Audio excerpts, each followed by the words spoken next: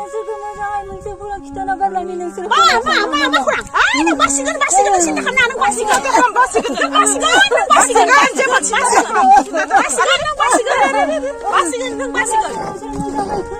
मा बे बिसनाथ सरानि होननाय जायगानि दैसा सेराव मोनसे चन्द्रपुर होननाय मोनसे जायगा दङ बे माथावरि सेराव बि दंफां होननाय मोनसे दंफां दङ बै दंफांनि सिङाव जा मोनसे बेयावहाय 10 करोड़ रांनि मोनसे बेग फबनानै दोननाय बेखौ नोंसोरो मोजाङै राननानै ला नोंसोरो सारा जिन्दगी फेस खालामनानै जानो हागोन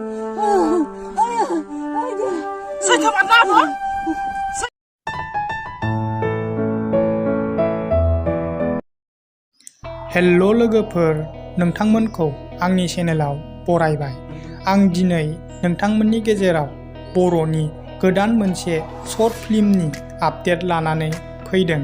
आसा खालामो नोंथांमोनहा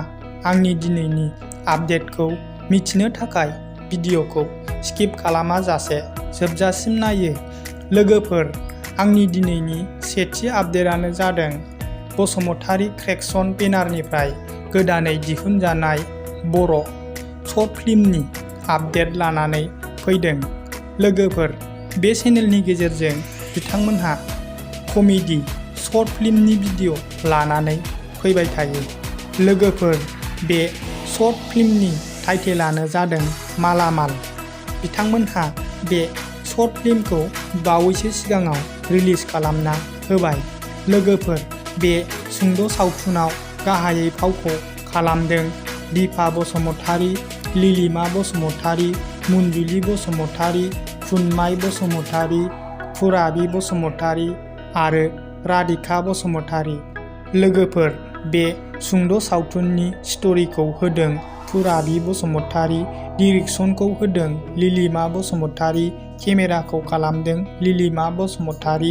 एडिटखौ खालामदों पुराबि बसुमतारी लोगोफोर बिथांमोननि शर्ट सावथुना थारैनो बाख्नायजाथाव कमेडि सावथुन लानानै फैदों